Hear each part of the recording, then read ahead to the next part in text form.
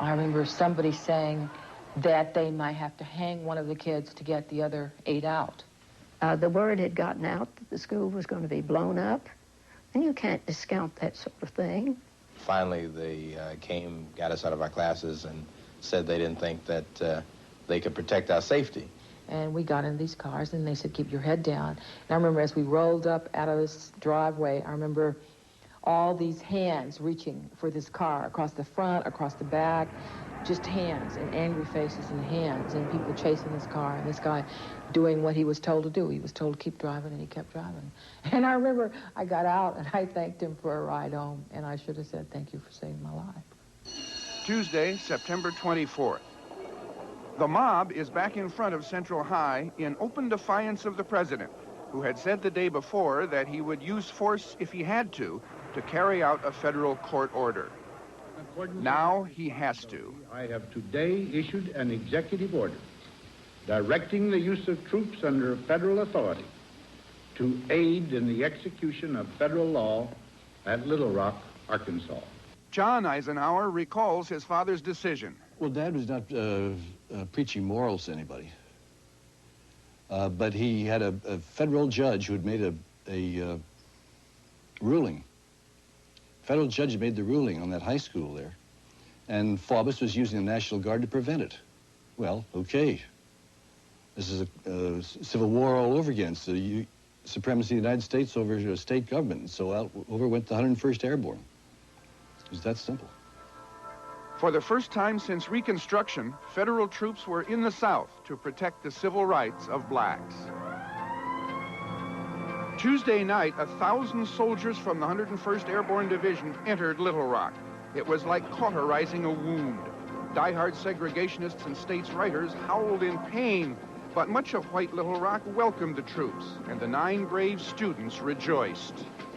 I remember watching television and watching those troops driving over the bridge into Little Rock, and I felt incredible.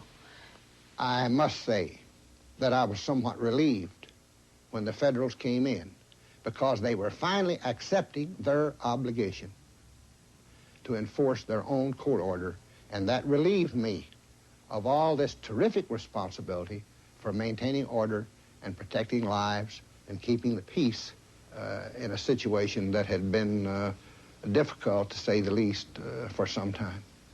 Wednesday, September 25th. I woke up the next morning. We had to be at Mrs. Bates' house by 8 o'clock because the Army was going to take us to school. That sounded, interesting. I'd never gone to school with the Army.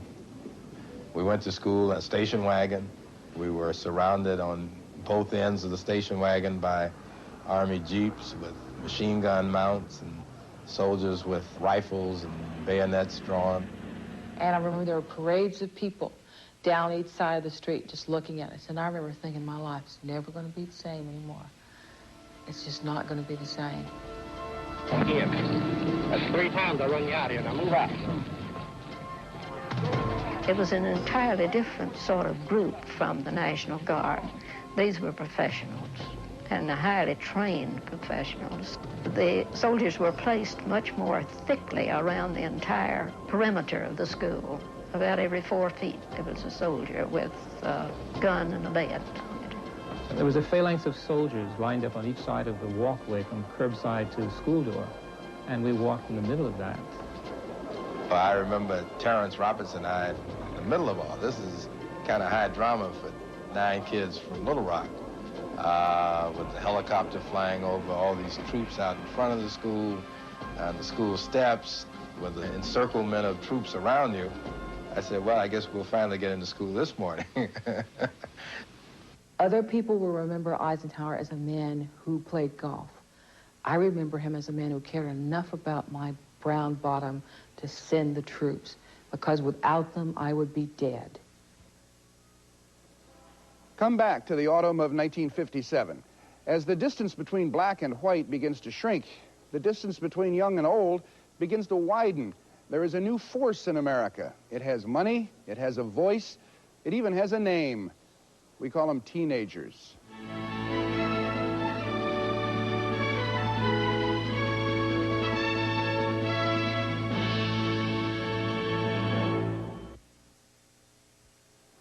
Welcome back to the fall of 1957.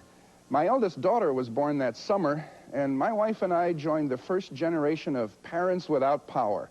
We were latecomers, the generation that had begun during World War II, when mobility and prosperity swept away the old rules and old roles. Those kids were teenagers in the fall of '57, and they were soon to be driving their own cars, not daddy's.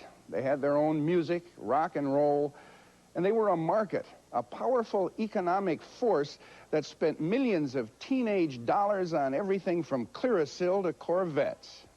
And most of them were white.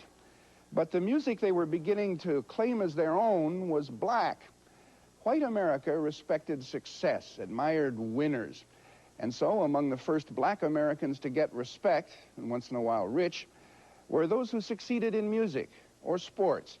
Both were areas where whites could watch and not feel threatened. Althea Gibson might not be able to join the West Side Tennis Club in New York City, but she could play there for the U.S. National Championship and win it. So on this particular court, when it was grass, here at Forest Hills, that I competed against Louis Bruff, four-time Wimbledon champion. And here I was, the first Negro to be on this court. And I had complete command of my game, that particular match. I was serving like a dream. I was volleying like nobody's business. My overhead was devastating. And Louis Bruff couldn't pass me nowhere on this tennis court. So here I was, United States women's singles champion, and was presented the trophy by the then Vice President of the United States. There's no greater feeling than winning in your own country, in your own city, and be the first Negro to have done it. So when I won, you have to excuse me, I got a little emotional then. When I won, I think I made, you had to make a, a little remark, and I said, I hope that I will wear this crown with dignity and humility. And believe you me, I think I've done so. Dignity was not exactly the hallmark of a new network television show called American Bandstand, but it too was a champion. The host, then as now, was Dick Clark. The Bandstand is an extraordinary thing. It started out being highly criticized and maligned and became part of Americana. It arrived on America's doorstep like a stray puppy and became part of the family. That's really what happened to it.